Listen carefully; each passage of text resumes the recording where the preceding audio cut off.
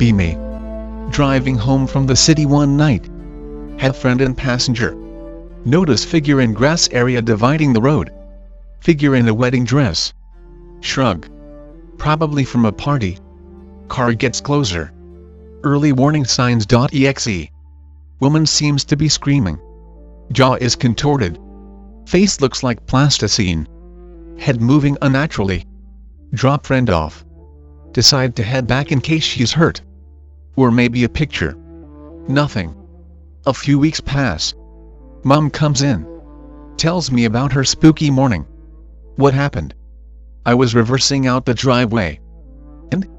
A woman in a wedding dress was at the end. She said she waited for her to pass. She stayed still. Mom beeped her. Nothing. Mom got out to tell her to move on. Nobody there. That was about a month ago and nothing has happened since. Should I be worried?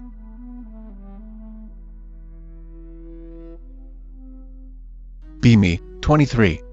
Too broke to pay the internet bill. Set up my computer on kitchen table and open the back door. Steal neighbor's Wi-Fi. Neighbor's back door is only a few steps from mine. Duplexes in a complex.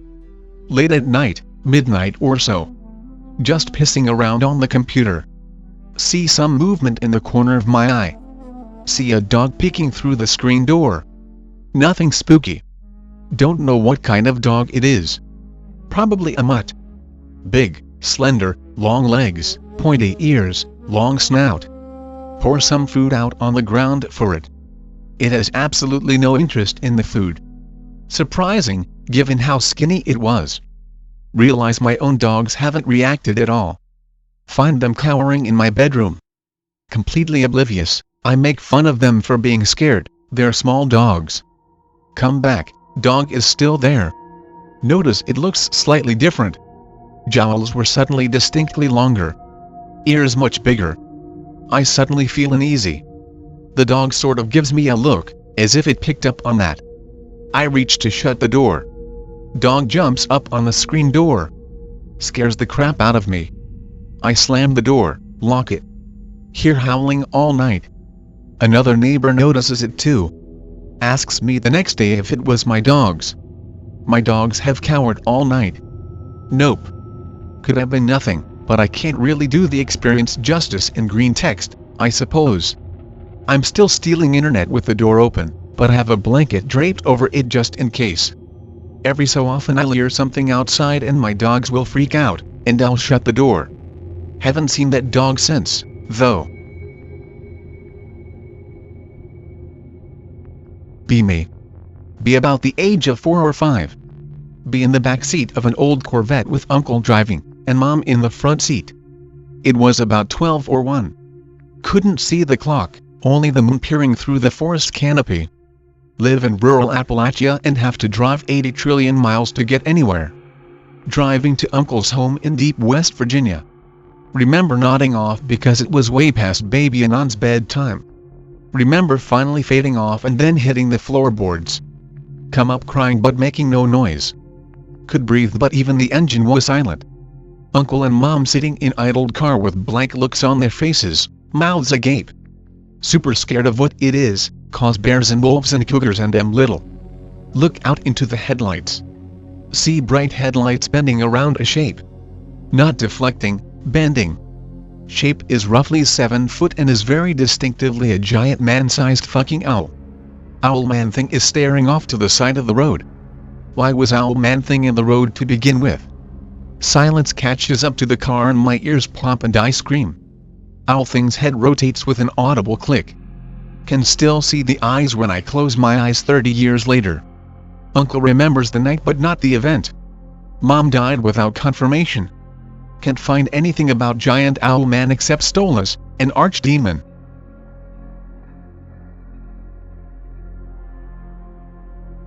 Be about 5 or 6 Americant.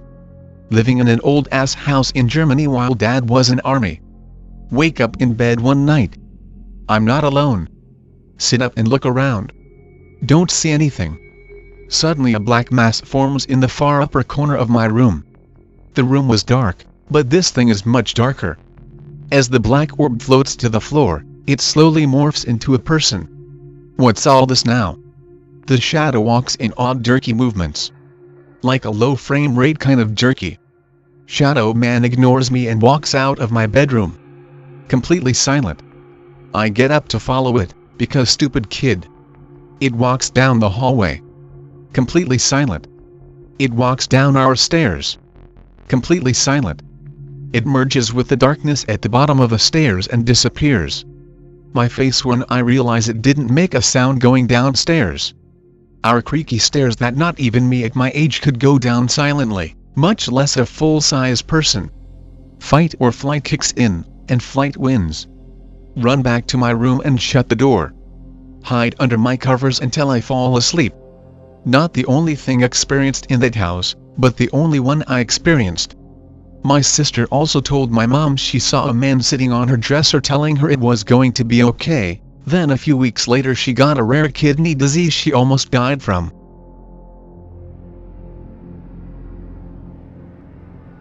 Very curious.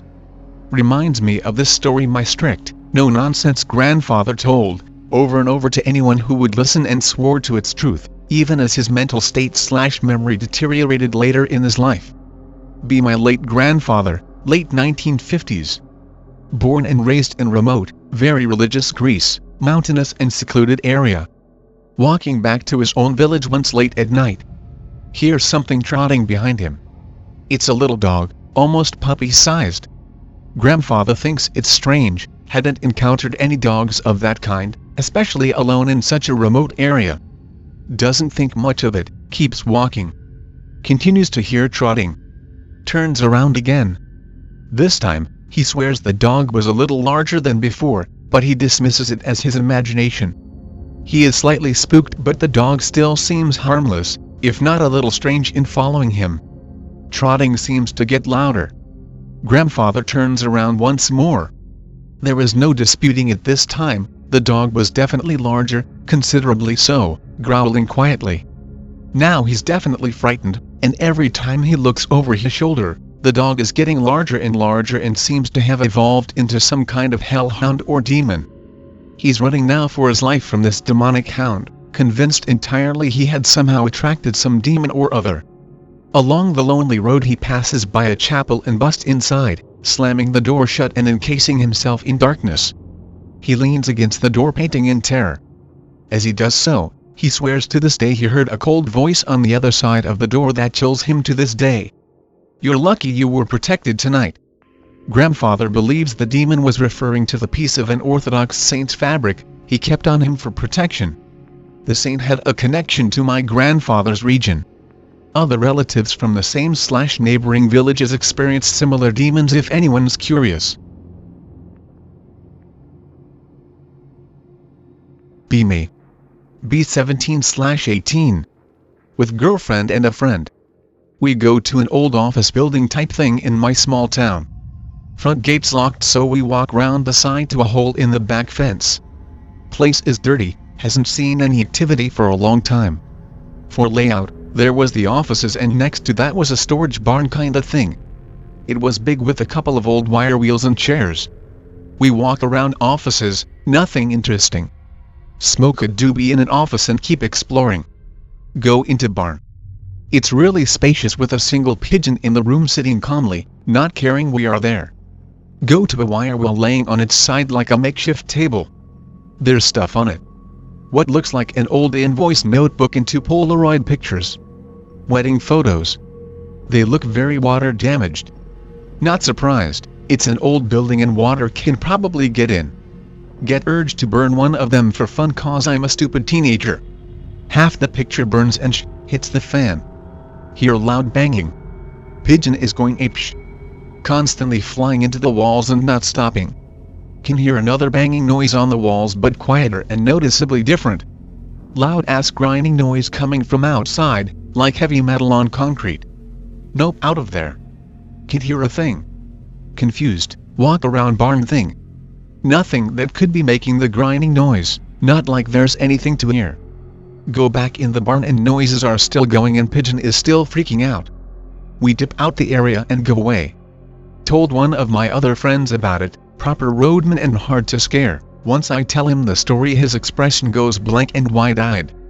Tell him about the pictures and he goes white and tells me, "Anon, I went there with road crew and saw those pictures, I threw them into the river. There was a small river outside the complex and down the road away from the town." My face when I didn't mention the water damage. My face when he went back to look a day or two later and both pictures were gone and the pigeon was dead on the floor.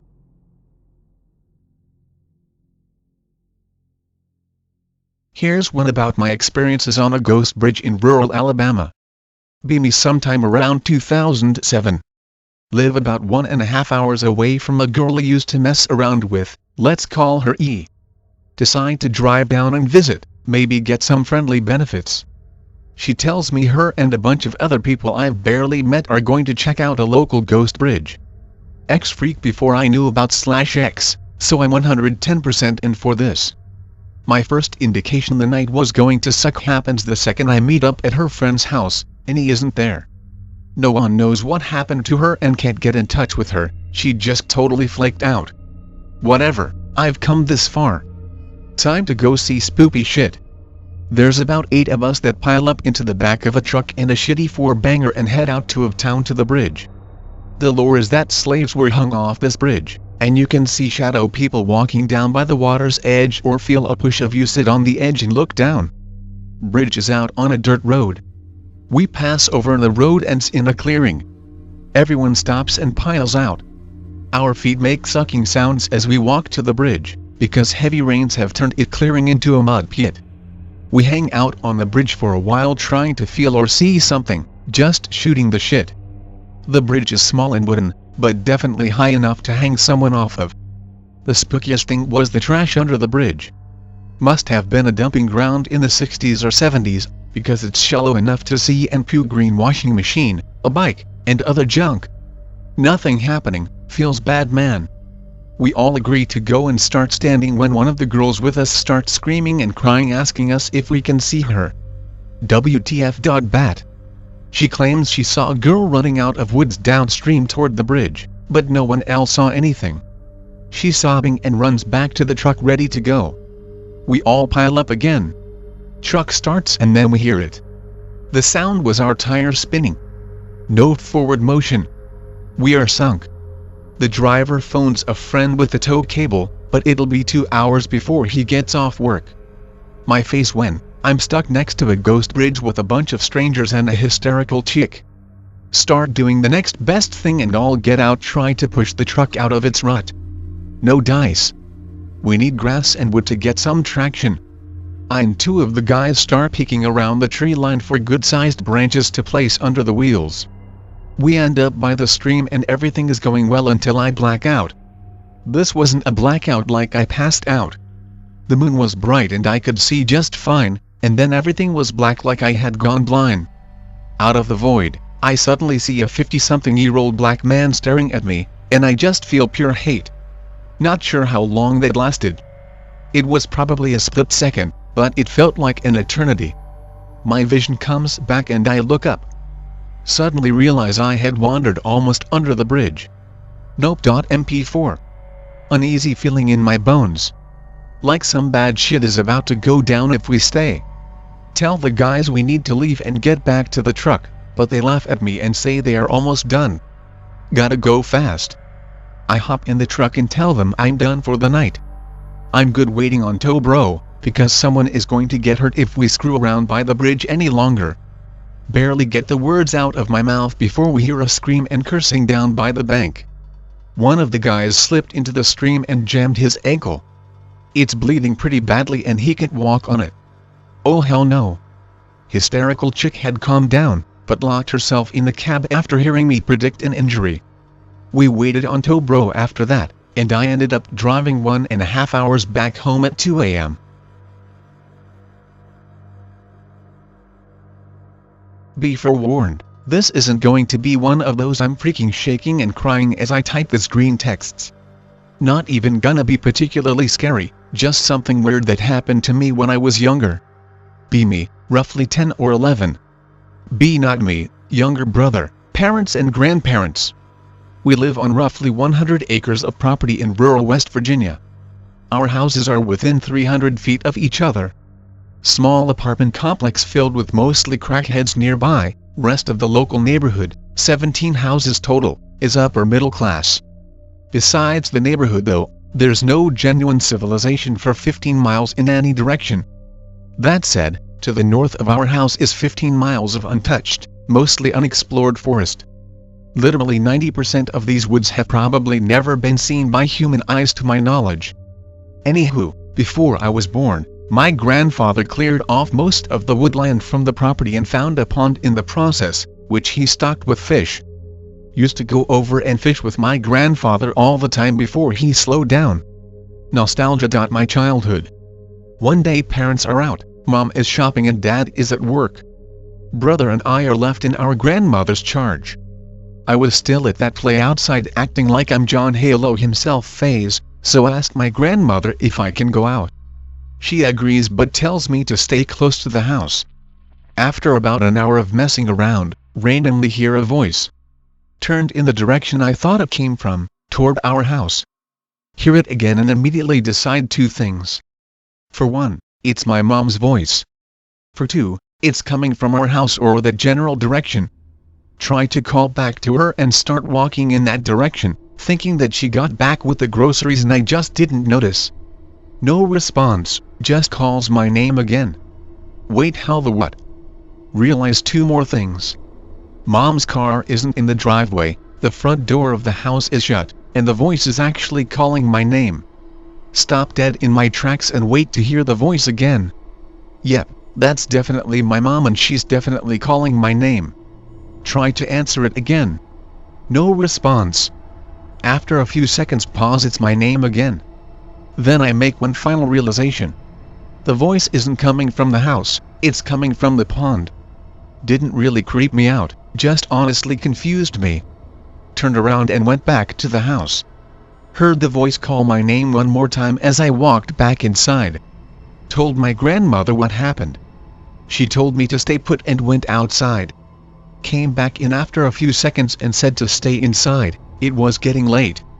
My face went, it's 3 p.m. Asked if she heard anything. Said she didn't. So for all these years I've just assumed that I'm a freaking schizo, but recently at dinner we were talking about weird experiences and stuff we've had over the years. I brought this up and my grandmother pulled me aside and told me something about that day she never has before. Grandmother walks outside, stands there for a few seconds, hears the voice call my name. She's genuinely confused, calls back to the voice using my mother's name. Voice then calls my grandmother's name. Grandmother comes back inside and tells me to stay inside because it's getting late, then immediately calls my mom.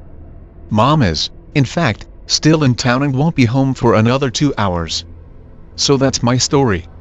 Could have been a crackhead from the apartment complex, could have been a neighbor, but that's doubtful. To get to our house, specifically to get to the pond, you have to go pretty far out of your way. Literally no reason to be on the property.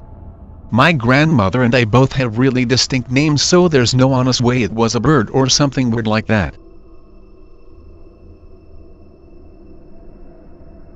My dad adored my grandpa Buck. We lived far from them, but Dad made sure to visit every summer. Then Grandpa Buck died. Dad found out over the phone and broke down into tears. I was 16 at the time, and I'd never once seen him like that. I should have hugged him, but I went into my room and cried too. The funeral was packed, I have tons of family. Everyone was real emotional. Everyone except Grandma. After the eulogy, she asked to be alone with Grandpa Buck's body. My family made their way towards the back of the funeral home to exit the room. But I sat there for a minute watching Grandma. I noticed she had a black book in her hand. Instantly, the memory came flooding back. I was 10 years old. I loved my grandparents, but I hated their old house. It was a rickety, creaky old Victorian-style home. It stood at the end of a long drive, a dull-ash gray color, like a damn tomb. One summer, I was asleep in that house. My sister Mallory and I had our own room. I woke up, because I heard Mallory making strange sounds. Someone was under the covers with her. Grandpa Buck's voice said to me, "Go back to bed, I'm just rocking your sister to sleep." 10-year-old me thinks, okay grandpa. I fall back asleep pig-related. The next series of things I always vaguely remembered. But they felt more like a dream than real life. A few nights later, I wake up suddenly for no reason. I look up at the big window behind me. There's what looks like a person's silhouette falling against the glass. At first, I think it's the shadow of a person standing outside. But then the silhouette turns its head and looks at me. It puts one hand up to the window. Nope.txt. I dash out into the living room and dive into the large couch. I lay there, freaked out, goosebumps all over my arms, my heart racing. Eventually, though, I begin to drift off to sleep. But then I hear my grandma come out of her room. A black book is clasped tightly in her hand as she walks up to the basement door in front of the couch. I watch her shuffle quickly down into the basement. She didn't even see me. A minute later, I hear her whispering down there. I can make out a faint glow down there, flickering, like the light of a candle. I'm about to walk over when suddenly I hear a loud whoomph. It's the sound of tossing a match onto something that's been doused in lighter fluid. Grandma's voice gets louder and I hear her repeat something, maybe 4 or 5 times. Can't understand a word of it though. Scared peppy.jpg. Soon Grandma comes shuffling up the stairs. She freezes when she sees me. She comes over and scoops me up, asks me why I'm not in bed. I ask her what she was doing. She shushes me. I ask her what that black book is. She tells me it's nothing. As she's tucking me in, I reach over to touch the black book and she pulls it away quickly, like she's scared of me touching it. Her eyes are wide. She tells me never to touch the book, and to put it out of my mind. Okay Grandma. This specific memory came rising back into my mind as I watched Grandma standing over Grandpa Buck's casket. She held the black book tight in her hands. She had known. She found out one night. She walked in while it was happening. Grandpa Buck leapt out of bed when he heard her come in. Her whispers were fierce. What's this? What's this? What's going on? Grandpa Buck grabbed Grandma and smacked her across the face hard. He told her to shut up. You wanna wake up that child? He said, pointing to me. Grandpa Buck pulled her out of the room and I heard their bedroom door close. Soon, I was asleep. Next morning, I go to the kitchen and see Grandma making pancakes. Everyone else is still in their rooms. I asked her what happened the night before and she puts her finger to her lips. Her eyes shoot a panicked glance over at the bedrooms and she comes over and hugs me. I'm going to take care of it, child. She said. Just put it out of your mind. Again, retarded little 10-year-old me thinks, okay Grandma, and I forget about it. A couple of nights after I saw Grandma come out of the basement, I wake up suddenly and look up at the window. There's the same silhouette as before, only now it has little white circles where a person's eyes would be. This time I don't feel scared for some reason. Then Grandpa opens the bedroom door. He creeps in. But before he gets to Mallory's bed I hear him choke.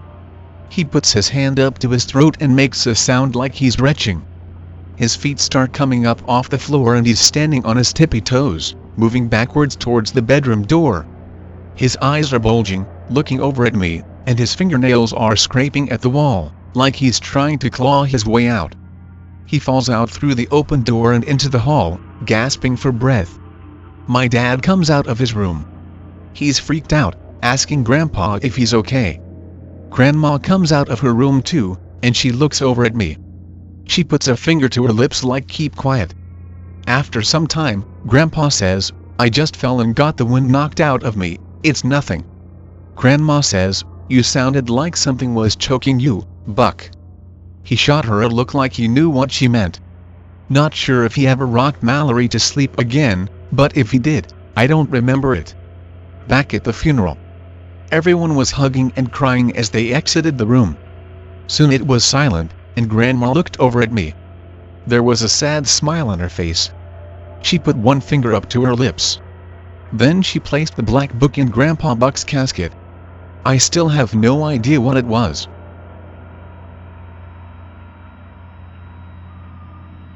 I keep thinking about this one thing that I saw in the hills surrounding the Cairngorms. B17, last year. Living pretty much between where it goes from typical Aberdeenshire fields and villages to nothing but highland hills as far as the eye can see, also about 20 miles from Ben Macdui. I was out walking my doggo on an early morning in May. My parents were still asleep cause it was like 5 a.m.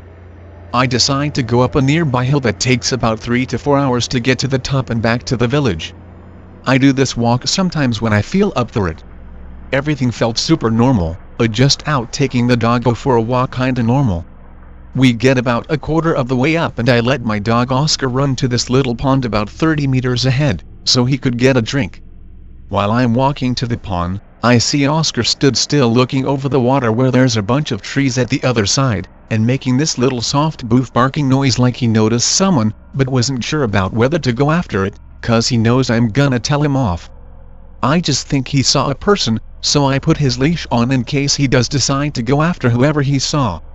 About a couple minutes go by and I let him off his leash again.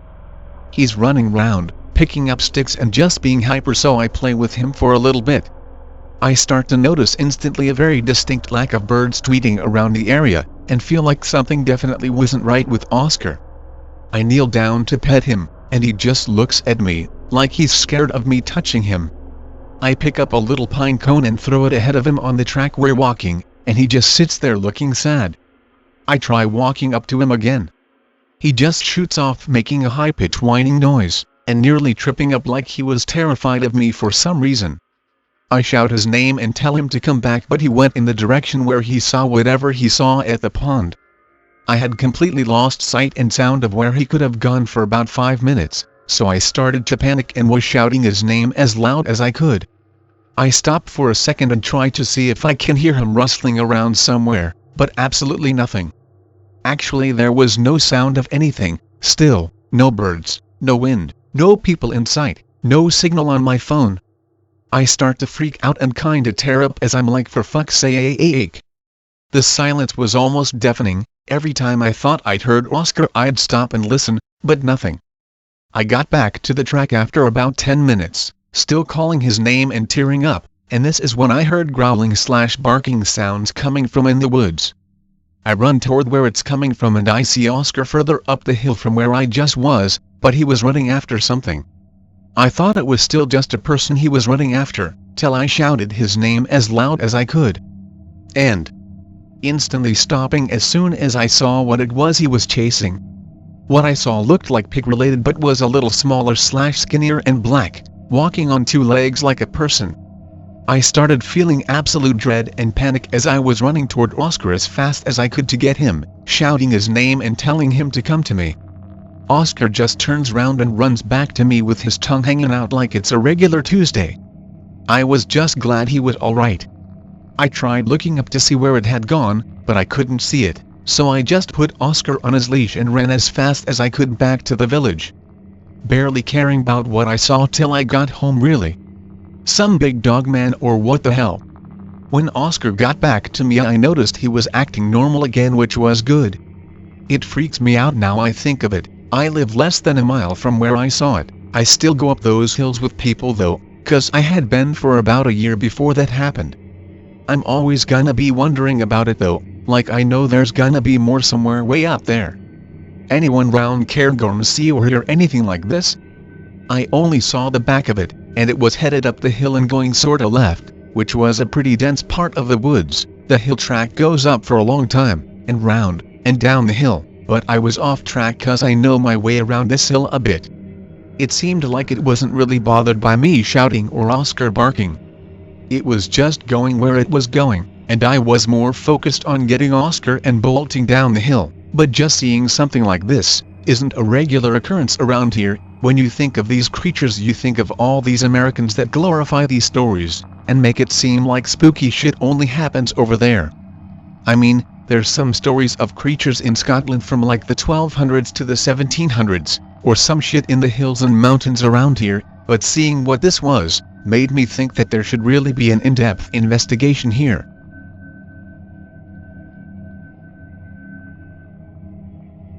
Anyone else have brief experiences? Like sort of meeting a strange person on the street and passing them by? 'Cause I've had a few. Told them here in the past before. First one that comes to mind. On my laptop, laying in front of it covered in a blanket with a pillow on my chin. Just browsing to try and pass the time before I pass out. Suddenly smell a very clear scent of wood burning, not like the candles my family usually burns, like a breeze coming over a campfire clear. Worried something is on fire that shouldn't be, flop over my side and look into the darkness around me. A couch is in front of me, behind it is the staircase. See a big, clear shadow figure rush at Mach 10 down the stairs. Vanishes at the bottom with the wood burning smell. Stare in the darkness a while, roll back over on my stomach and go back to browsing. Second story that comes to mind. In the same room as the above story, again browsing in the same way as then. Get a feeling someone is looking at me. I am paranoid about people peeking over my shoulders, so I know this feeling. Feel it by the stairs. Figure it's one the cat or little dog, grab the crap wrist flashlight I have by me and shine it up at the stairs to ease my mind. Clear orange red eyes are staring at me, larger than either of the little critters I was expecting, like human eyes with eye shine. In the edge of the light I can make out the outline of what looks like a girl laying on her stomach watching me. With that medium sort of bowl cut haircut girls used to get sometimes. Stare for a good 5 seconds, eyes locked with the thing. Turn the light off, roll over and ignore the feeling until it goes away.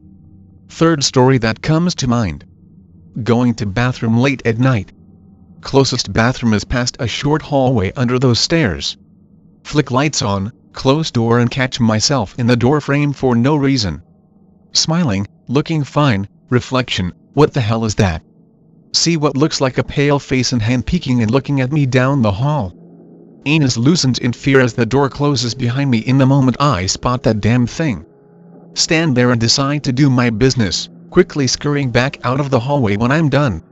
Tell myself it's the ducks my dad had mounted on the wall opposite of the hall, and I just saw it wrong. Look at them in the morning. They're too far away to be seen in the dark, nowhere near as white and pale as the thing I saw. The way I saw it, the thing had to either crawl on the wall or hang by the railing to peek and turn its head into the hall like I saw. Don't look in the mirror for a few days after that, close the door as quick as I can. Fourth experience that comes to mind. Walking down the stairs one night, no lights on as I have good night vision, due to being a night owl. Start to reach the halfway point of the stairs. Then, in the flash of a passing car's headlights, I see a clear figure of shadow. A little girl in a dress, leaning on the railing. With that medium bowl haircut. Jump back up a step, recoiling. Shadow girl is gone. Heart starts beating again. Quickly walk the rest of the way down the stairs. Fifth story. At high school. Waiting for bro to pick me up. It's raining, I don't mind, bored as hell and away from everyone else as I'm an antisocial autist. Begin to wander between these portable classrooms, kind of like trailers. Why? My legs are getting restless and I have nothing else to do. Walk into the alleyway between trailer classes, just enjoying the rain. A very clear, feminine and British accented voice rings in my ear, like someone leaning in to talk to it. In a teasing tone it says, "I can see you there, you know." Glance around, see no girl. Nor anyone else. Closest person is around 20 or so feet out of the alleyway. Retreat from the alley as quick as my chubby legs can go. Sixth story. Now, to start this one off. I used to be scared of the dark. I was an imaginative kid, so I saw a lot of things in the dark that wasn't there. Bro shared a room with me, so I felt safe and hid under my covers if I saw anything. Just random monsters, kids stuff. Only saw one more than once. A sort of goblin thing, an old withered almost mummified man, with scars and a huge-ass smile. Crawling on the walls like a spider, watching me. Scared the crap out of me. Forget it, assume it was just another nightly terror I dreamt up and leave it at that. Until me and my bro start talking about supernatural stuff one day. He tells me, when we were kids he heard heavy, raspy breathing one night. I had asthma as a kid, so he got worried and looked over at me.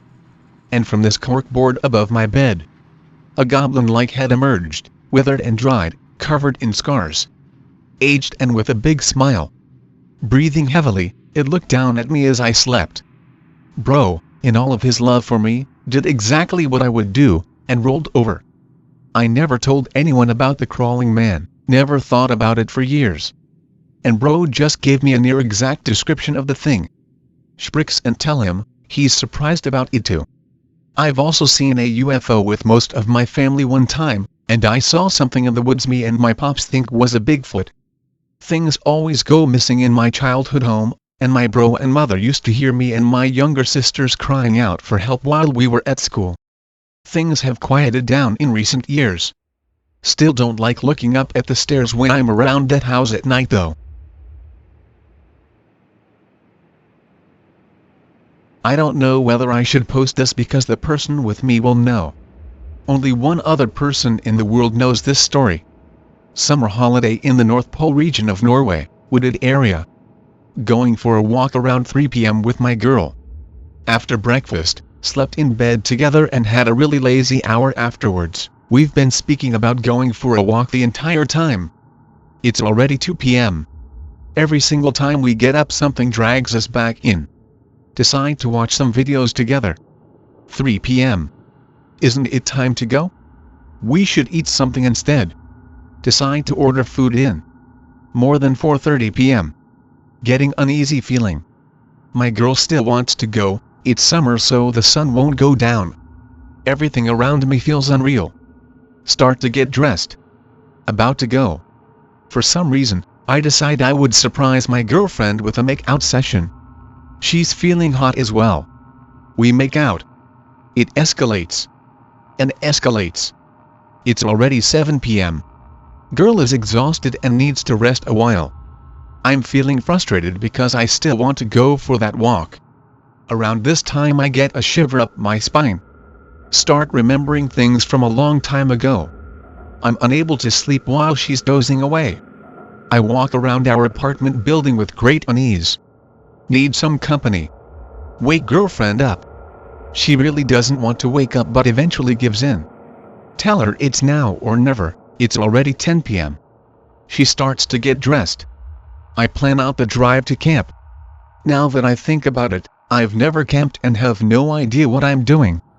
In fact, I don't even know who came up with this idea. I certainly am not too fond of walking trips. Shake that off and go to car. Uneasy as hell. Streets empty, sun is up like it's the middle of day. Everyone is at home. We have the entire road to ourselves. Put on some random music. Girlfriend complains that it's sad music. I shuffle. It's still sad. I shuffle again. You guessed it. After about 7 times my girlfriend thinks I'm pranking her. No you dummy, give it a try. She does. Sad music again. Turn the thing off. We reached the mountain bottom. It's beautiful, the most beautiful part of Norway I had ever seen. It's now around 10:40 p.m. and we begin driving up to the campsite. Something tells me to head back. Shake my head at myself, I'm always avoiding these walks, it might be memorable. Look at girlfriend. She's the most happy I've seen since we came here. Stop the car to appreciate surroundings. No one behind us and I don't give a damn. Scruff up her hair. She's a little pissed and starts to comb it. Laugh to myself and when I stop the feeling returns. Now it's pure dread. I literally want to turn the car around but again I know myself well and how I like to avoid these things. We park. Now at the campsite. Get out, make sure we have all of our thick clothing items on. Pass by campers. All of them are asleep. It's now 11 p.m. Start to walk into the woods. It's kind of creepy but my girlfriend looks fascinated. I walk in ahead. Now the weirdest thing happened, something I can't explain to this day. My vision went entirely black for a moment. I didn't tell my girlfriend this, but she suddenly grabbed my hand and pulled me towards her with all her might. I'm seeing something, she screamed. I am dazed but try to calm her down. She's shivering and starts to look at me like there is something between us which isn't there. I can't see anything. We haven't even walked the trail yet. She's on the verge of screaming so I comply and run back to the car with her. She's panting and crying. Asks me to stop the car. She gives me a hug and continues to cry. I'm like, what happened? Let me get you some food. She shakes her head. She says what she saw is still fixed in her vision. It wasn't something there, but she lived through us dying. We were attacked and killed by a huge black beast in the woods. Neither of us drink or do drugs, by the way. I calm her down, making up all kinds of excuses, get her some food as I promised. She wasn't calming down and she was looking around like a hurt animal. Just a few hours ago she was happy and excited.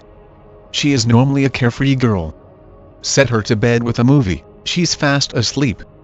Sit there wondering what the hell just happened. Is my girlfriend insane? Why did I black out? Like the sun disappeared. What did she see? Why the hell did I want to go to the woods? I don't sleep at night. I had a flight to catch in the morning as well. Girlfriend with me at the airport. She's still the same as when she was panicked.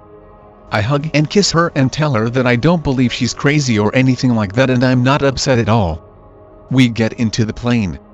Morning newspaper from the region is waiting at the entrance of the plane, grab a copy. Flicking through the first page I stop dead like I'm seeing a ghost right in front of my face. The hairs on my back are all raised. I can't speak, let alone move. Stare at the newspaper, dart eyes around looking for something else. I can't avoid it. Headline, couple killed in bear attack, same location as our campsite. I still can't cope with the situation right now, but am interrupted by the hostess. Please put on your seatbelt, we're about to take off.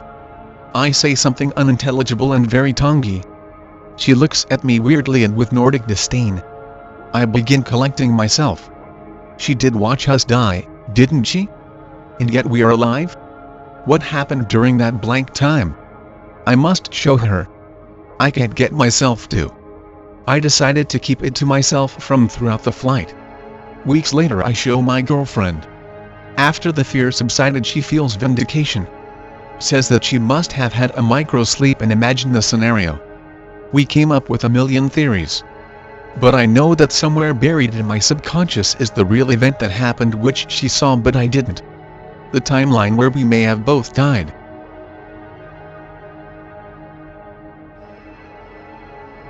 Okay. Never Greentexted before, but I'll do my best. So I'm from Texas originally, living in Maine now. Growing up, I used to hear ghost stories pretty much all the time. Everyone I knew had at least one, and it's no wonder. Texas is a treasure trove of haunted locales with cool backstories. Like the brother and sister who killed themselves out in Childress. People say that was no suicide, but a cult sacrifice. And the perpetrators have never been found. Or the janitor who worked at the Houston Public Library. He used to play the violin after his shifts out on the balcony. He's long since passed, but people still occasionally hear the mournful strains of his fiddle out there. Then there's Patterson Road. Now this one comes with a yarn spun by my 8th grade social studies teacher. He was as/ex as they come, and occasionally he'd sprinkle weird bits of Texas folklore into his lectures, a real treat for me. So one day, just before Halloween, he told the class, "You can put your books away. We're not having a lecture." He leaned back, resting on his desk, a smile on his face. "Today's a special day," he said. And thus, I was introduced to the lore surrounding Patterson Road, PIC-related. No one knows why it's haunted exactly. Some say that it was the site of a slaughter. A community of settlers brutally attacked and killed by Confederate soldiers. Others say opposing militias once squared off against each other at that spot. Heavy losses on both sides. Terrible bloodshed. Whatever the reason, everybody around there knows you don't go to there after dark. Drivers who pause along Patterson Road report all manner of odd sounds. Knocking at their windows and doors. Ghostly voices from the side of the road. Disembodied footsteps trudging through the grass. I visited that spot when I was a young man, my teacher told us. Then he raised his eyebrows and gave us all a spooky look. I don't recommend it. So imagine it. You're back in middle school. It's still early morning in mid-October. The world outside is gray and cold. You thought you'd be having boring lessons today, but instead your teacher is sitting on his desk, weaving eerie tales for an hour. Then, once you're all good and scared, he stops. His eyes slowly move from face to face, and he says, in a spooky way, "Now this next story I know very well, because it happened to me. Come on, /X. I defy you to put yourself in my seat and not believe every damn word he said." I was spellbound. That's the reason I still remember this story after all these years. For the sake of the story, I'll just call my teacher by his first name, Frank. Frank had always been bookish. Growing up, the other guys used to make fun of him all the time. By the time he's in high school, he's a bit of a loner. The butt of everyone's jokes. The worst part is the other guys always embarrass him around girls. One girl especially. A nerdy band kid, liked him. Large glasses, braces, a mess of curly hair. Her name is Sandy. They know each other from honors classes, but he's too shy to talk to her. My teacher kept a framed photo of this girl on his desk, by the way. The two ended up getting married later, but at the time he couldn't even get 2 words out in her presence. One day, at lunch, a bunch of guys grab Frank and dump him into one of the trash cans. The teachers don't do anything. The coaches just laugh. Frank almost falls over trying to get himself out. A few tables down he sees Sandy. Her big eyes watching him through her thick glasses. Frank instantly goes beet red. Rushes out of there and eats the rest of his lunch alone in the hallway. A few weeks later. Halloween's approaching. Some of the guys at lunch are scaring the girls with ghost stories. Frank is at a nearby table. The guys bring up Patterson Road.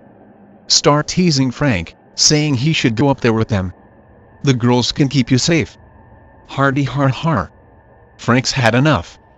"Don't tell me you actually believe in ghosts," he says. "It stuff's for kids." Frank has never even so much as tried standing up for himself, so they're all a bit taken aback. Then they laugh, and cheer him on. "If you're not scared then come with us tonight." Frank agrees. What have I gotten myself into? JPG. That evening, before sunset, they all show up at Patterson Road, 3 cars deep.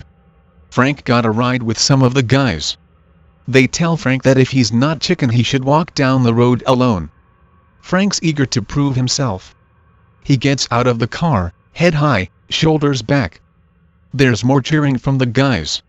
He walks a short way, then there's an eruption of laughter behind him and the sound of spinning tires. Then he's standing there alone. All by myself. MP4. He mentally kicks himself. Of course it was all a prank. Now he's gotta walk all the way back home. Alone. And darkness is fast approaching. But truth be told, he doesn't really care about that. His pride is wounded. Tomorrow at school he'll have to hear all about how the guys played a great trick on him. They'll laugh. The girls will shoot pitiful looks. Sandy will find out. She'll think he's even more of a loser than she probably already does. Frank is angry. He walks for a while, brooding. Frank is muttering to himself and eventually he says out loud, "I'm so stupid." The silence seems to swallow up his words. Frank looks around. By this point it's already dark. There's a full moon out, but it doesn't help much. Frank doesn't believe in ghosts, but the night feels eerie. He begins to hurry down the road. That's when Frank hears it. Tap tap tap, to his left. Sounds like someone knocking on the trees. Tap tap tap, to his right. He looks over. Suddenly he hears the sound of footsteps behind him, like someone briskly walking from one side of the road to the other. He turns around but there's no one there. WTF.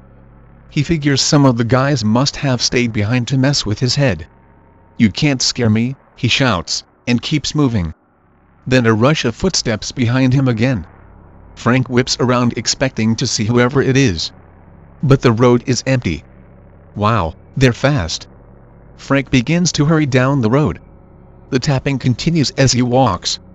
It seems to be following him down the road. "You may as well just come out," he shouts to the guys. No response. He realizes the tapping is following him, but he doesn't hear any footsteps in the grass. He's beginning to feel a bit unsettled. Eventually he's passing a large, solitary oak on the side of the road. Tap tap tap. He jumps. That was loud. It almost sounded like someone was taking an axe to the oak right there in front of him. It happens again. Tap tap tap. It's definitely coming from the oak. But he's staring right at it and there's no one there. Every few seconds it happens again. Frank is scrambling to think of an explanation when he hears the sound of someone running. This time it's on the road in front of them. Footsteps rushing from one side of the road to the other. They're everywhere, like multiple people running across the road. But there's not a soul out there. Frank is frozen. The tapping, the footsteps, he doesn't know what to do.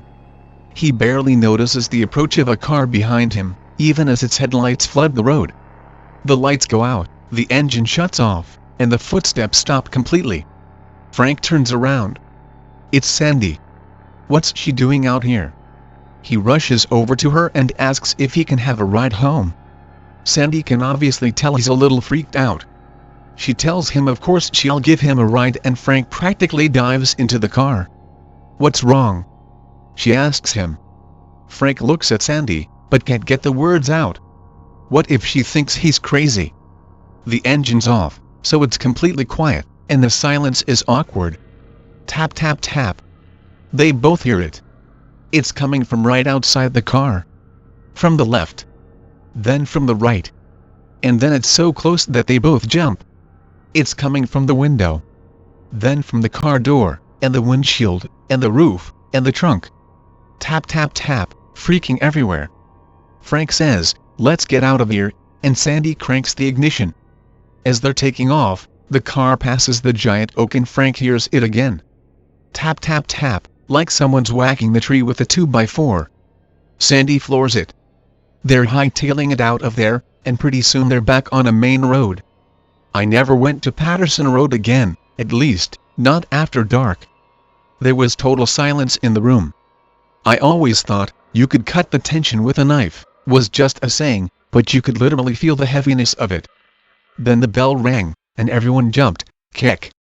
Again, it's not spooky, but it's related to the story, and it's probably the part I think about most. So all the kids went to their next class, but I hung back and noticed my teacher staring at the framed photo of his wife on his desk. I said, "Man, you're really lucky Sandy showed up." I guess he was expecting everyone to be gone, because when he looked up at me there were tears in his eyes. He kinda laughed and tried to hide them. Yes, I was. That's when we first officially met.